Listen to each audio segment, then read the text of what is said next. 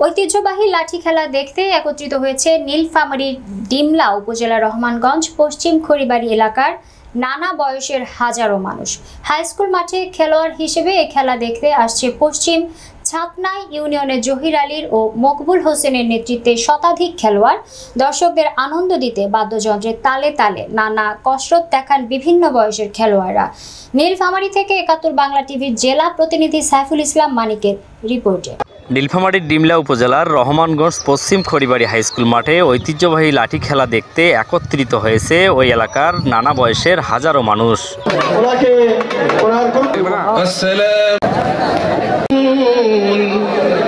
খেলা দেখতে আসা দর্শকদের আনন্দ দিতে বাদ্যযন্ত্রের তালে তালে লাঠি খেলার নানান কসরত দেখান বিভিন্ন বয়সের লাঠিয়াররা।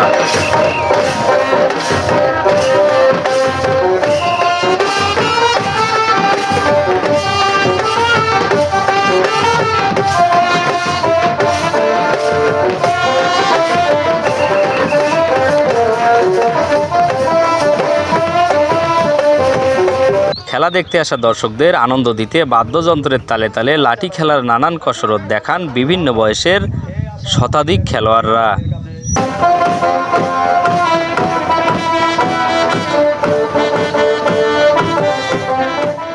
পবিত্র ঈদ উল ফিতরের দ্বিতীয় দিন এ খেলার আয়োজন করেন আসন্ন ডিমলা উপজেলা পরিষদ চেয়ারম্যান পদপ্রার্থী সাবেক কর কমিশন কর্মকর্তা আব্দুর রহমান।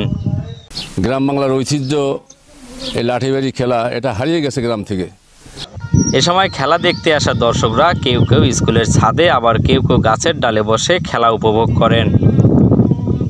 তবে দীর্ঘদিন পর এই খেলা দেখার অনুভূতির কথা জানালেন দর্শকরা। আমি ডিমলা থেকে এসেছি, এই লাঠি খেলা কথা শুনিয়া বললাম যে লাঠি খেলা কি জিনিস আমি দেখব। একটা প্রিয় জনপ্রিয় খেলা, লাঠি খেলা জনপ্রিয় খেলা। এটা আগামী ভবিষ্যতে মানে স্কুলের ছাত্র ছাত্রী এরা লাঠি খেলা কেমন করে লাঠি খেলা শিখা তারা বিভিন্ন রকমের সন্ত্রাস এবং মাদক এবং যাতে কোনো ইফটিজিং না হয় এদের সে বিপুল ভূমিকা রাখবে বলে আমি মনে করি। একটু বড় খেলা হচ্ছে, আমরা সবাই খেলার ফিলিংস দেবো। 50-60 বছর আগে দেখছি খেলা, এর আগে আর খেলা দেখিনি। এখন এই আমার জন্মের পর থেকে আমি আজ অবধি এই লাঠি খেলা দেখি নাই।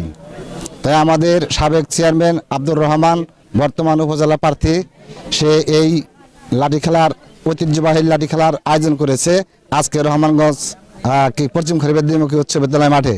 আমার ধারণা হয়, স্পষ্ট মনে না থাকলে ধারণা হয়তো কমসে কম 60-70 বছর আগে লাঠি খেলা দেখি, আর তারপরে আর লাঠি খেলা দেখি নাই।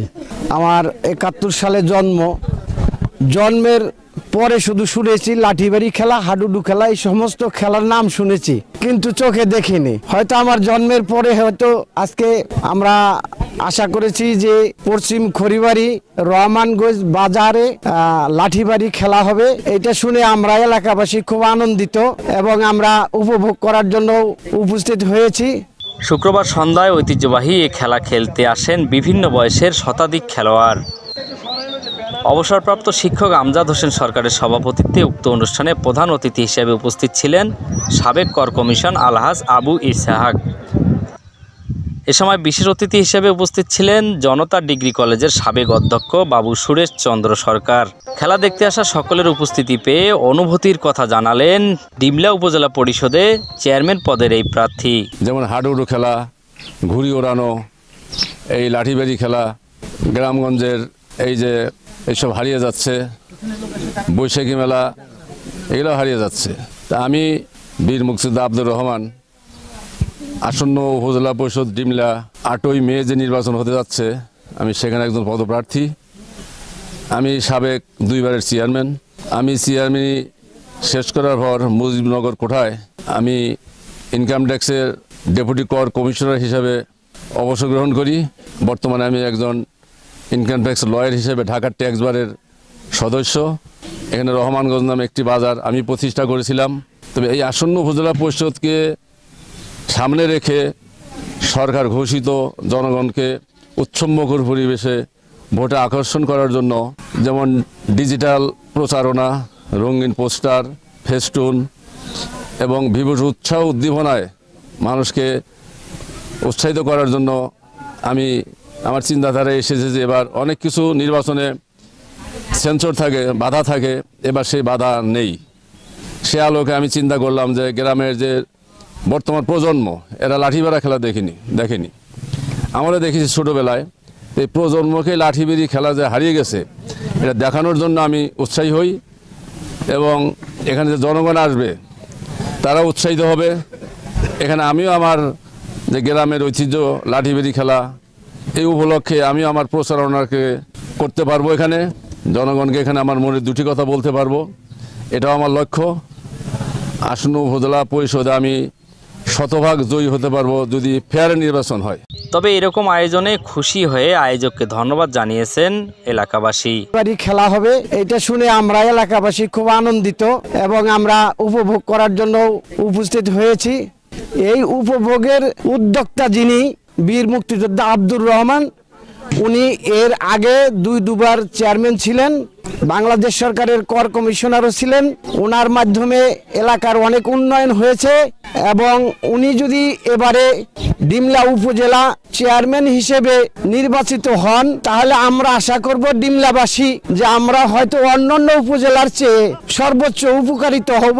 এদিকে আসন্ন উপজেলা পরিষদ নির্বাচন ঘিরে সকলের সহযোগিতা চেয়েছেন এই উপজেলা পরিষদ চেয়ারম্যান প্রার্থী।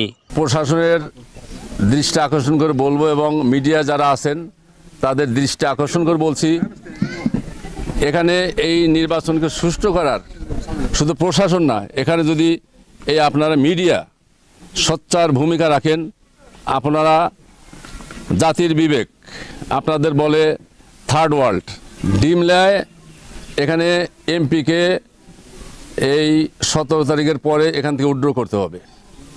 নির্বাচন ইশতেহার হইলে সংসদ সদস্য এখানে থাকলে সে বিভিন্ন কায়দা কৌশলে সে মানুষকে প্রভাবিত করবে এবং সে বিভিন্ন কায়দা কৌশলে এখানে প্রভাবিত করার চেষ্টা করতেছে।